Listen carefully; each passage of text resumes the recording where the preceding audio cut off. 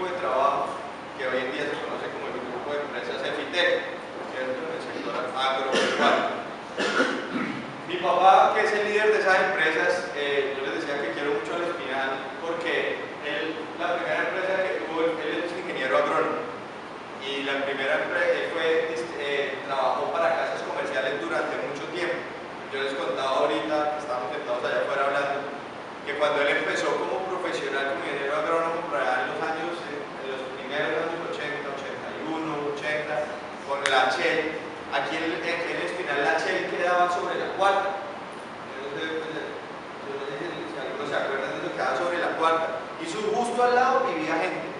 Y a mí, de peladito, me parecía increíble ver eso, porque uno podía ver los vapores que emitían los agroquímicos en la bodega, con estos calores, esos vapores, salían y uno los podía ver casi que saliendo de las bodegas, casi que a meterse a la casa al lado donde vivía y dormía gente. Entonces, así era en ese momento. También les contaba que en algún momento Espinal fue el sitio más atomizado del planeta, cuando la época del oro blanco, del algodón, se hacían aplicaciones, más de 30 aplicaciones por cosecha de algodón. Eso era salvaje y se empezaron a presentar casos de labio leporino paladar hendido, de malformaciones en los niños. Mi papá en ese momento es empleado de multinacionales y fue creciendo en las multinacionales hasta que un momento en la Shell, que cuando la Shell tenía distribución de agroquímicos, él ya estaba trabajando en Bogotá, le dan la oportunidad de venir a representar la Shell al Tolima, de ser distribuidor. Entonces ya no era un empleado, sino empezaba a ser un emprendedor, ¿cierto? Que es un término que está muy de moda y todo el mundo lo utiliza para todo, un emprendedor, ¿cierto? Que es un concepto que ha evolucionado a raíz de empresario, ¿cierto? Entonces por eso yo pongo esta primera flecha y la llamo oportunidad, porque la vida está llena de oportunidades y esas hay que saberlas diferenciar muy bien, a saberlas coger en el aire y poderlas materializar. Él se le presenta esa oportunidad y tiene siempre dentro de sí su espíritu emprendedor, que es algo que llevamos inherente al ser humano, que vive entre nosotros, que nació con nosotros.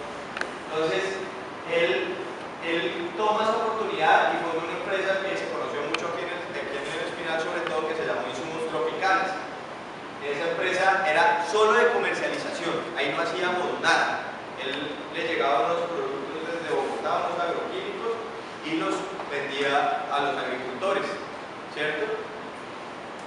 Pero mi papá, que es un tipo que no le gusta hacer las cosas como los demás, que siempre ha pensado que hay maneras mejores de hacer las cosas, dijo, esto no puede ser, no podemos hacer lo mismo que están haciendo nosotros, e innovó en esa parte de comercializar. Contrató más ingenieros agrónomos de los que contrataban los otros distribuidores y pudo llegar a más gente con un mejor servicio.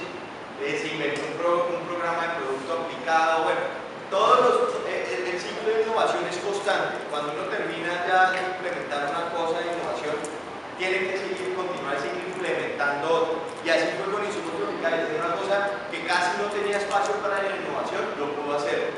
Con la Cámara de Comercio de acá, con la ANDI, se inventaron un programa que fue el de recoger los envases en los cuales venían los agroquímicos y de destruirlos y transformarlos en algo positivo.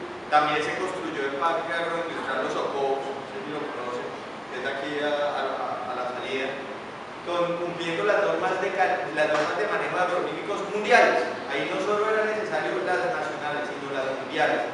Se construyó ese parque, sacando todos esos bodegas que yo les contaba al principio, que se encontraban hace unos años en la mitad del Espinal, sacándolas hacia las afueras, donde podían tener un menos impacto en la comunidad. Esa empresa hoy en día estaría cumpliendo alrededor de unos 30 años en el mercado, 25, 26 años en el mercado. Después llega un quiebre acá, en los años 90, se mete la ley en Colombia de genéricos. ¿Qué quiere decir la ley de genéricos? Que todas las personas podían registrar ante el INCA su propio producto. Entonces los distribuidores casi que salían de la película porque las casas comerciales grandes, las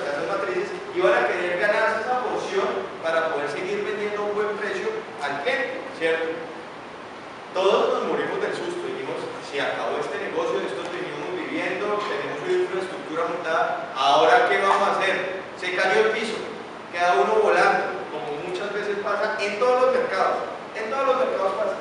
Y en vez de nosotros, los hijos, muertos del susto, pero mi papá llegó al otro día que se aprobó la ley de genéricos con una sonrisa en la boca.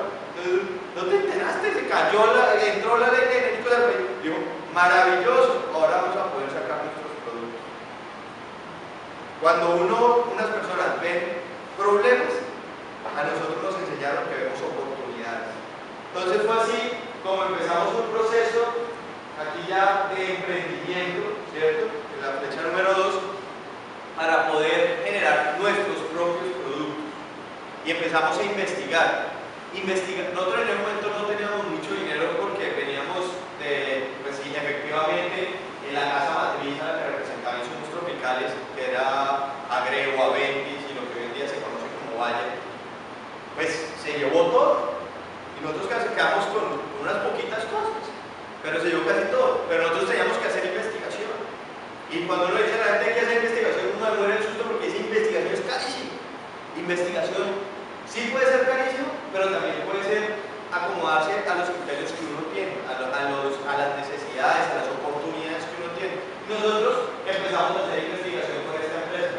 Cambiamos el nombre, no la filosofía de innovación, pero cambiamos el nombre, la ITGA, y empezamos a investigar en qué podemos ayudar nosotros a los agricultores que no haya hoy en día. Entonces encontramos una cosa que nos pareció increíble, que fue que la gente todavía utilizaba el término de fertilización. Yo voy a fertilizar mi cultivo. Uno no necesita fertilizar el cultivo, porque fertilizar la tierra, no, el suelo cumple su función, dejando que uno esté parado encima y que nada se vaya para abajo. Pero uno necesita así nutrir las plantas. Entonces nosotros dimos este concepto de nutrición es algo bueno. Miremos a ver cuáles son los elementos mayores. NPK, nitrógeno, fósforo y potasio. En el nitrógeno es y seguirá siendo durante un poco de tiempo la urea el rey. Y es difícil destronarlo, es un derivado del petróleo, entonces, y aporta, fuera de eso técnicamente es bueno. Entonces no había mucho que aportar ahí. Después miramos el potasio. El potasio es costoso, pero también es una buena fuente, las maneras de aportar potasio son buenas, son eficientes. Entonces, miremos el fósforo. No, el fósforo es el que menos se ha evolucionado durante todo ese proceso. ¿Qué podemos hacer nosotros para cambiar eso?